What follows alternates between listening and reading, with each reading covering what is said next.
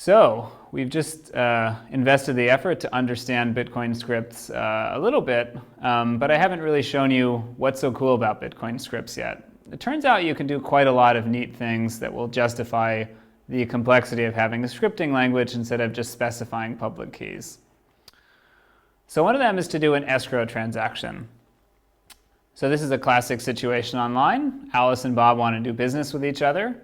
Maybe Alice has just won some online auction and is ready to buy some things from Bob. Now Alice wants to pay Bob in Bitcoin for Bob to send some physical goods back to Alice. But we get into this problem where Alice doesn't want to pay until after she's received the goods, but Bob doesn't want to send the goods until after Bob has been paid. So what can we do about that? There's quite a nice solution in Bitcoin that's actually used quite heavily in practice, which is to introduce a third party and do escrow transactions. So how does this work? Well, Alice is going to send the money not directly to Bob, but create a multi-sig transaction that requires 2 of 3 people to sign in order to redeem the coins. And those 3 people are going to be Alice, Bob, and Judy, who's a judge who's going to come into play in case there's any dispute. So Alice will create this transaction for the desired amount with that 2 out of 3 multi-sig between Alice, Bob, and Judy. Alice signs the transaction, redeeming some coins that she owns, and this will get published in the blockchain. So at this point, these coins are held in escrow between Alice, Bob, and Judy, and any 2 of them can specify where the coin should go. So Bob will be satisfied after that happens that he's safe sending the goods over to Alice. So he'll mail them or deliver them physically. Now what we hope happens in the normal case is that Alice and Bob are both honest, in which case the goods arrive on time. They're what Alice was expecting, and she wants to actually release the money from escrow so that Bob can spend it. So if this happens, Alice and Bob can both sign a transaction redeeming the funds from escrow and sending them to Bob. And the great thing here is that Judy never had to get involved at all. There was no dispute, and so Alice and Bob were able to sign, and that represents 2 out of the 3 people required by the multi-sig transaction. So in the normal case, this isn't that much less efficient than Alice just sending Bob the money. It requires just 1 extra transaction on the blockchain. Now, what would have happened if Bob didn't actually send the goods? Or if he tried to send them and they were lost in the mail? Maybe he sent the wrong size. Alice now doesn't want to pay Bob because she thinks that she got cheated and she wants to get her money back. So Alice and Bob are definitely not both going to sign a transaction that releases the money to Bob, but Bob's also not going to sign a transaction that releases the money back to Alice because he may be denying Alice's claim of fraud here. So now we're going to have to get Judy involved. Judy's going to have to decide which of these 2 people was honest, which one doesn't deserve the money. And if Judy decides that Bob cheated, Judy will be willing to sign a transaction along with Alice, sending the money from escrow back to Alice. So Alice and Judy can get together. That's 2 of the 3 required signatures, and Alice can get her money back. And of course, Judy would have the opportunity to rule in the other direction. If Judy thinks that Alice is at fault here and Alice is simply refusing to pay when she should, Judy can sign a transaction with Bob, sending the money to Bob. So Judy essentially has full control here, but the nice thing is that she won't have to be involved unless there's a dispute. Another cool application is what are called green addresses. So the problem here is that Alice wants to pay Bob, and Bob's offline. So Bob can't go and look at the blockchain to see if a transaction that Alice is sending is actually there. Maybe Bob simply doesn't have the time to go and look at the blockchain and wait for the transaction to be confirmed. Remember that normally we want a transaction to be in the blockchain and be confirmed by 6 blocks, which takes up to an hour before we trust that it's really in the blockchain. Or maybe Bob is just in a Faraday cage and doesn't have any connection to the internet at all, so Bob is never going to be able to check the blockchain. This would be the case, say, if Bob is a person selling food on the street. So to solve this problem of being able to send money using Bitcoin without the recipient being able to access the blockchain, we have to introduce another third party, which is the bank. So Alice is going to talk to her bank and say, hey, it's me, Alice. I'm your loyal customer. Here's my card or my identification. And I'd really like to pay Bob here. Could you help me out? And the bank will say, sure, I'm going to deduct some money out of your account and draw up a transaction from one of my green addresses over to Bob. So notice that this money is coming directly from the bank to Bob. Some of the money, of course, in a change address is going back to the bank maybe. But essentially the bank is paying Bob here from a bank-controlled address. That bank-controlled address comes with a guarantee that that money will never be double spent. So as soon as Bob sees that this transaction is signed by the bank, if he trusts the bank, if he trusts the bank's guarantee not to double spend the money, he can accept that that money will eventually be his when it's confirmed in the blockchain.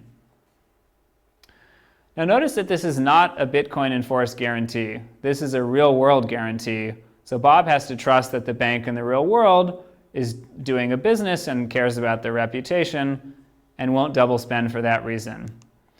And the bank will be able to say, you can look at my history, I've been using this green address for a long time and I've never double spent, therefore I'm very unlikely to do so in the future. Of course, if the bank ever does double spend, trust in this whole system is going to collapse pretty quickly. And in fact, the two most prominent online services that implemented green addresses, which were InstaWallet and Mt. Gox, both ended up collapsing. So for that reason, green addresses aren't used as much in Bitcoin as when they were first proposed. People were really excited and thought this was a great idea and a way to do payments more quickly and without accessing the blockchain. Now people are actually quite nervous about this idea.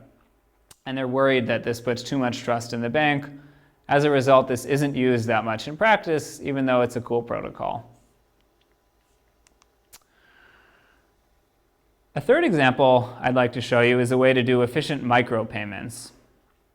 So the setup here is that Alice is a customer who wants to pay Bob a low amount of money for some service that she's going to use.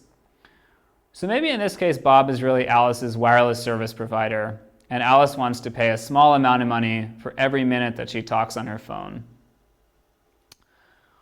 Now you can see why a solution that won't work here is to simply create a Bitcoin transaction every minute that Alice speaks on the phone. That's going to create too many transactions, there will be too many transaction fees, and nobody's happy about that.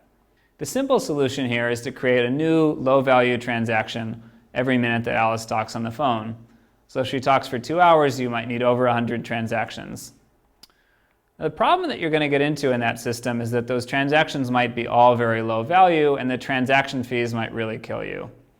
So if the value of each one of these transactions is on the order of what the transaction fees are, you're going to be paying quite a high cost to do this.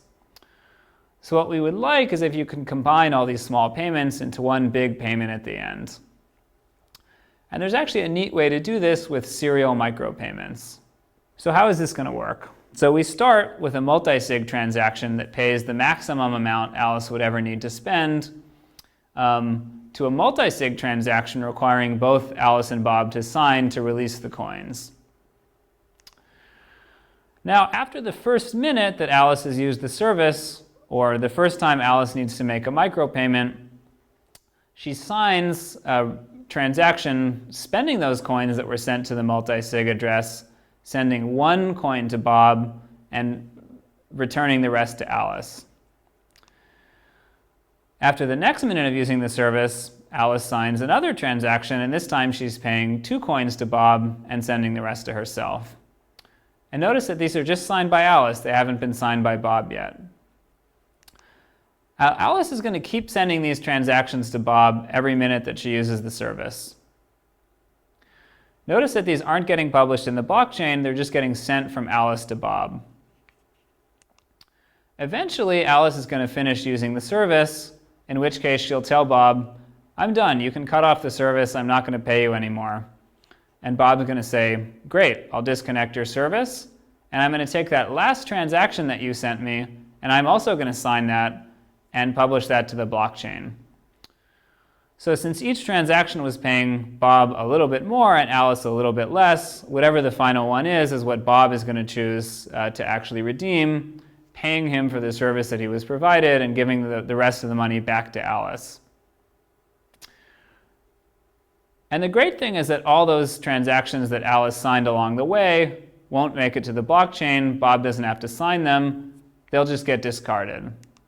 So technically, all of these transactions are double spends. So unlike the case with green addresses, where we were specifically trying to avoid double spends with a strong guarantee, with this micropayment protocol, we're actually generating a huge amount of potential double spends. Although in practice, if both parties are operating normally, Bob will never sign any transaction but the last one, in which case the blockchain won't actually see any attempt at a double spend. Now there's one more detail here, if you stop and think for a second, which is somewhat tricky to deal with. What if Bob never signs the last transaction? He may just say, I'm happy to let the coins sit there in escrow forever, in which case maybe the coins won't move, but Alice will be out the full value that she paid at the beginning. So there's a very clever way to avoid this problem using a feature that I described earlier but haven't explained yet, which I'll need to introduce now. And that feature is called lock time. So to avoid this problem, before the micropayment protocol can even start, Alice and Bob will both sign a transaction which refunds all of Alice's money back to her, but is locked until some time in the future. So before Alice signs the first transaction paying for the first minute of service, she's going to want to get this refund transaction from Bob and be able to hold that in her hand, and know that if she makes it to time t and Bob hasn't signed any of the small transactions that Alice has sent, Alice can publish this transaction which refunds all of the money directly to her. So what does it mean when I said it's locked until time t? How do we do that? Well, you'll remember when we looked at the metadata in Bitcoin transactions that there was this lock time parameter, which I had left unexplained. It's quite simple, actually. If you specify any value other than 0 for the lock time, that tells miners, don't publish this transaction until this point in time. The transaction is invalid and can't be published until either a specific block number or a specific point in time based on the timestamps that are being put into blocks. So this is a way of preparing a transaction that can only be spent in the future if something else doesn't happen. And it works quite nicely in that micropayments protocol as a safety valve for Alice to know that if Bob never signs, eventually she'll be able to get her money back. So hopefully those examples have shown you that you can do some pretty neat stuff with Bitcoin scripts. Those are just 3 examples that are the most practical and simple to explain, but there are a lot of other things that people have looked into doing. One of them is multiplayer lotteries, which is a very complicated multi-step protocol with a lot of transactions with different lock times. There are escrows in case people cheat, but you can actually run a fair multi-party lottery over Bitcoin using just the scripting language, which is really neat. There are other things, like you can pay someone if they know the pre-image of a hash, so you can try to pay somebody to do some brute force work for you. And there are a couple of neat protocols for different people to get their coins together and mix them so that it's harder to trace who owns which coin. And we'll talk about that a lot more in our lecture on anonymity. So the general term for contracts like this is smart contracts, which means that the contracts actually have some technical enforcement of something that used to be enforced through things like laws or courts of arbitration. So it's a really cool feature of Bitcoin that we can use scripts and we can use the miners and we can use transaction validation to enforce things like escrow or the micropayment protocol. And you don't have to rely on any centralized authority to actually enforce these contracts. Now the whole field of smart contracts goes quite deep. There's a lot more smart contracts people would like to apply, a lot of which you unfortunately can't build with the Bitcoin script today. So the Bitcoin script is fairly limited in the types of things that you can address. There's a lot of smart contracts people wish they could build that either are impossible or nobody has come up with a way to do it yet. But you can do quite a few interesting smart contracts with the Bitcoin script.